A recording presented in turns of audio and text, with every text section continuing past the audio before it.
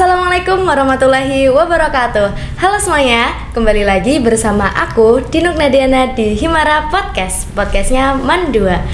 Kali ini tamu Himara Podcast adalah tim gulat dari Mandua Kebumen nih. Oke, boleh silahkan perkenalan diri terlebih dahulu.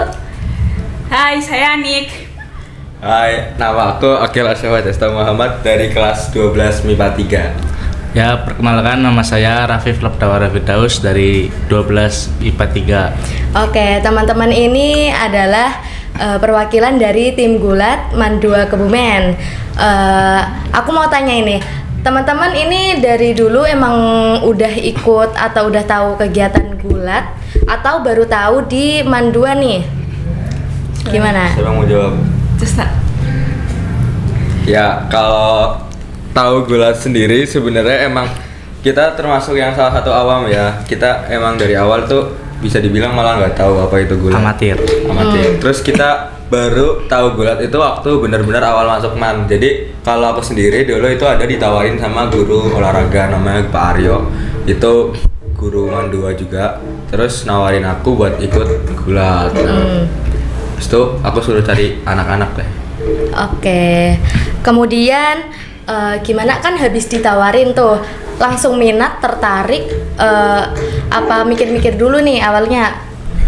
Jujur waktu itu pertama awal latihan aku masih kayak yang pengen tahu lah kayak gulat itu apa sih. Gambaranku dulu itu gulat itu yang kayak, mungkin teman-teman juga mikirnya gitu ya, gulat itu yang kayak sumo di Jepang gitu, yang dorong-dorongan. Tapi ternyata itu salah. Jadi gulat itu nggak kayak gitu sebenarnya. Terus aku kan juga hadir di tempat latihan gulat, lihat latihannya gimana, dan ternyata menurut aku seru dan ya jadi aku tertarik sih ikut. Akhirnya aku join latihan.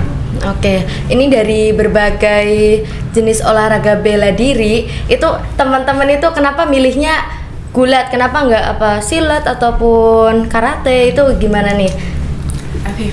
Terus? Ya, gulat termasuknya bela diri yang bukan pakai tangan atau pakai kaki, mungkin pukulan, tendangan, itu bukan. Di gulat itu jenisnya kayak bantingan, Ya, jadi kayak gulungan, lebih safety gitu ya. lebih safety. Oke, terus ini kan kenal gulat itu, join gulat itu dari tahun berapa tadi? Berarti kita waktu masuk kelas 10 berarti 2022.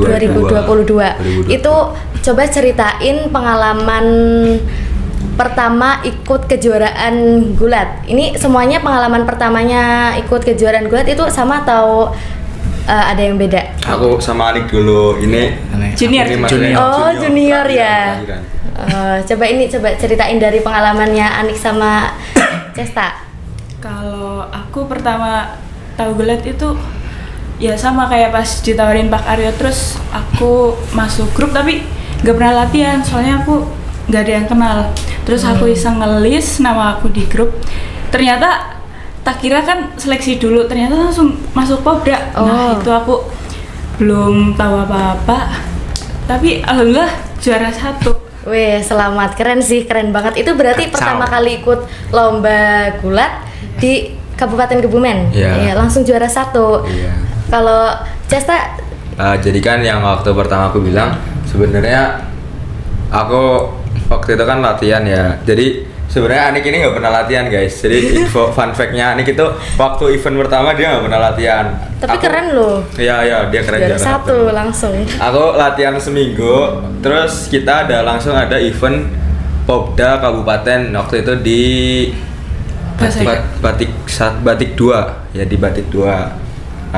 Alhamdulillahnya aku juara 2 di situ. Terus ya mungkin karena juara 2 ya, jadi kayak aku kan orangnya termasuk yang ambisius, jadi malah waktu juara 2 itu aku jujur agak sedih sih, kayak kenapa nggak juara 1, padahal aku ngelihat Anik yang nggak pernah latihan, kok bisa juara 1 kan. Iya. Itu di situ rasanya kayak sebel banget, kok bisa sih gitu aku nggak juara 1. Jadi di situ aku justru malah jadi pengen lebih semangat latihan lagi, dan akhirnya aku sering latihan di tempat latihan jadi sampai sekarang. Oke, sekarang Kak Rafif ini, itu dimulai dari kapan berarti Kan beda itu. Aku mulai latihan gulat 2023 ya. 2023. 2023. Ya. Itu event pertamanya berarti apa itu? Ya, Popda Kabupaten 1.0. Sebelumnya kan ada Popda Kabupaten yang enggak 1.0. Nah, ini aku yang ikut 1.0. Oke, di situ juara berapa atau belum juara? Langsung juara, Mbok? Juara 2. Wih. Yang lain aku. Nih. Oh, jadi pas yang Popda kedua itu berarti kamu juara 1. Ya, aku Cesta juara 1. ketemu sama Rafif mainnya waktu itu satu kelas, terus kita tanding. Oke, kemudian ini juga ada berita baru-baru ini nih. Beberapa minggu yang lalu atau beberapa hari lalu mereka ini telah memenangkan kejuaraan Popda tingkat provinsi. Ini keren banget sih, bener-bener dari perjalanan mereka akhirnya mereka juga bisa sampai ke tingkat provinsi. Ini boleh diceritain nih pengalamannya. Kemudian perjalanannya itu gimana, kok awal mulanya apa langsung sampai provinsi atau habis ikut kabupaten atau gimana, coba boleh diceritain. Ya kalau gimana bisa sampai masuk jadi tim provinsi, pastinya waktu itu ada seleksi kabupaten. Habis seleksi kabupaten ya, terus kan waktu itu ada Popda terus Popda 1.0. Nah waktu itu juga sambil diseleksi sama tim pelatih. Nah dari tim pelatih itu nanti sambil jalan sambil latihan kita itu baru fix jadi tim berapa ya, kayak 2 bulan sebelum Popda lah, 2 bulan sebelum Popda itu tim pelatih baru ngumumin nama-nama yang fix ikut ke provinsi itu sih. Terus jadi alhamdulillah karena kita sering latihan, terus mungkin dinilai tim pelatih yang terbaik dari kabupaten, akhirnya kita jadi salah satu yang bisa ikut tim provinsi. Oke, itu lombanya itu berarti dari tanggal berapa itu? 24 sampai 27. 24 sampai 26 itu ada 3 hari di Semarang. Itu kan berarti sebelum lomba tentunya itu latihan dulu kan. Dari tadi bilang sering ikut latihan. Itu coba jelasin rutinitas latihan kalian untuk Popda, persiapan Popda di provinsi. Ya, latihannya latihan fisik, terus latihan teknik. Ya, fisik, teknik, sama apa lagi, Des? Ya kalau latihan sendiri kita jadi 2 bulan sebelum Popda itu latihan masih biasa, kayak kita ada jadwal latihan seminggu 2 kali ya, seminggu 2 kali itu hari Senin sama Rabu. Terus waktu udah ditentuin nama-nama tim Popdanya itu, jadi itu latihannya bener-bener intens, 2 bulan latihannya setiap hari. Setiap hari. Wih, keren sih. Tapi ya nggak main-main, hasilnya juga ada ya. Kemudian itu dari kabupaten sendiri mengirimkan berapa anak untuk ikut lomba? 11. Ya 11 anak. Oke. Terus sebelum lomba itu biasanya kalian ada ritual khusus atau apa gitu buat mempersiapkan lomba selain latihan, ada nggak? Ya pastinya berdoa sih. Berdoa ya? Berdoa. Terus tiap sholat pasti minta. Terus sama orang tua nggak pernah ngelawan lah, minta doa pastinya. Doa orang tua sih yang paling manjur. Iya, tentunya itu ada ya. Ada perlu doa juga sehingga kalian bisa juara. Kemudian ini habis juara provinsi bakal lanjut ke nasional apa enggak? Kebetulan untuk Popnas ini kan karena kebetulan kita juga di sini nggak ada yang juara 1 ya. Biasanya yang maju Popnas itu kan yang juara 1. Dan kebetulan buat Popnas tahun ini tuh nggak ada cabur gulat, jadi nggak ada yang lanjut ke provinsi. Nggak ada yang lanjut ke nasional. By the way, ini belum tahu ya juaranya.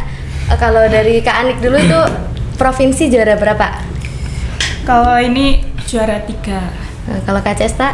Aku main di kelas 71, alhamdulillah dapat juara 2 atau perak. Kalau aku main di kelas 85 Grego, juara 3. Wih, selamat, ini keren banget. Tentunya hasil juara dari kalian kan terdapat dukungan nih di belakangnya. Itu yang dukungan-dukungan yang paling berkesan itu dari siapa aja nih? Kalau dukungan yang paling berkesan sih ya dari guru olahraga, dari pelatih, dari guru-guru intinya.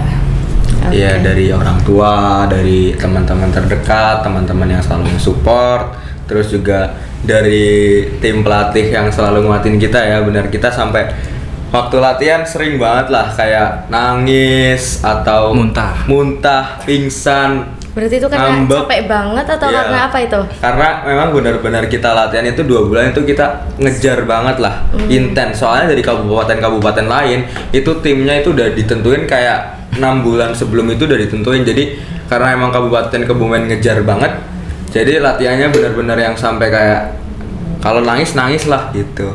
Oke, tapi ya terbayarkan ya.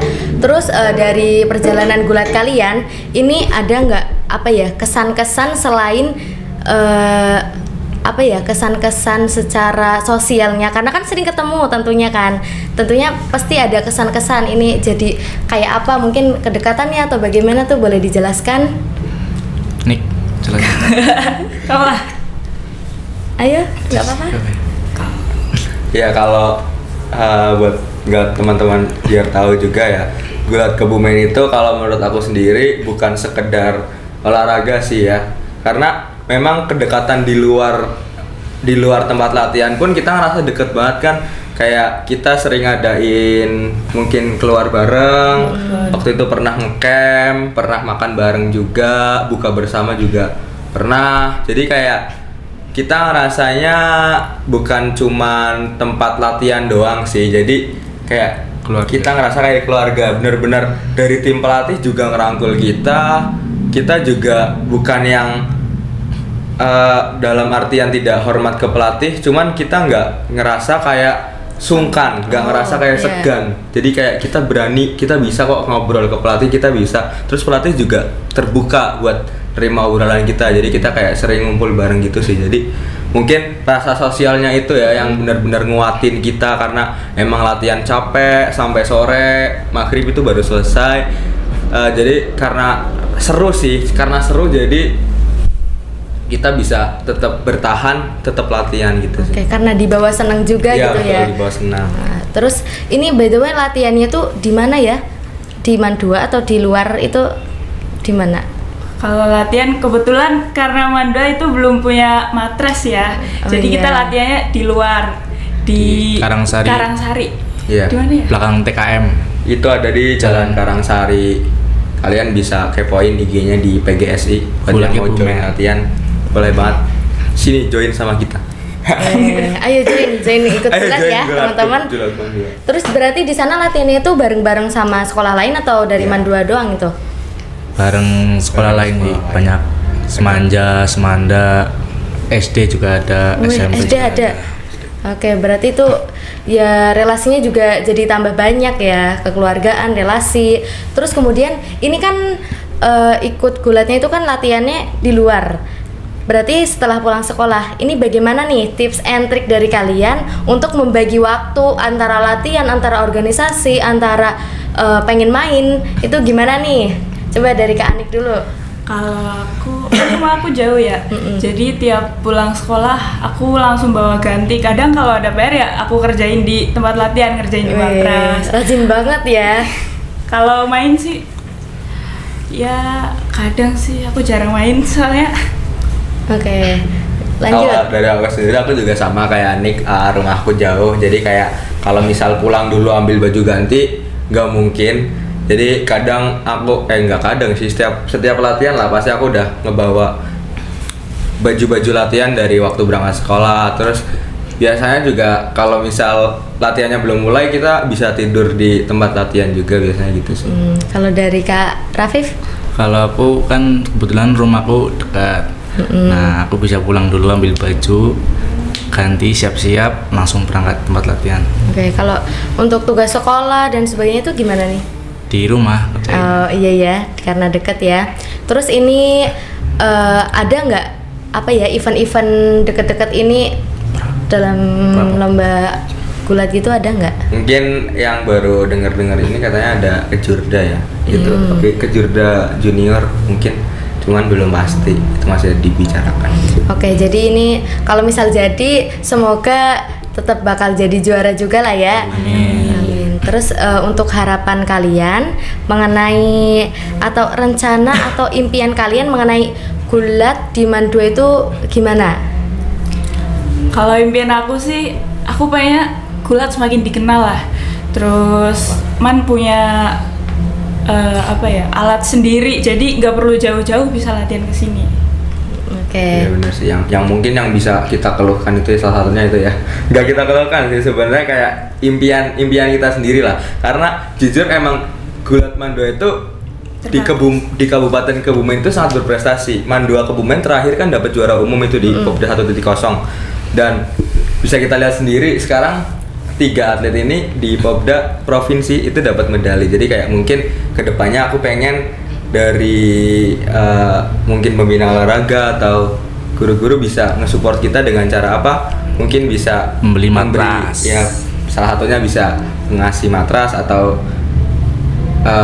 nyiapin nggak nyiapin sih, kayak nyediain tempat latihan lah. Buat apa? Agar ya kayak itu tadi, Prestasi jadi lebih banyak prestasi gitu jadi ya? lebih banyak, otomatis prestasi lebih banyak, terus gulat Kebumen semakin dikenal, gulat Man 2 Kebumen semakin dikenal, terus anak-anak jadi yang mau latihan nggak harus jauh-jauh ke Karangsari, karena Iya. kalau di Man 2 Kebumen ada, ya kita bisa latihan di sekolah. Iya.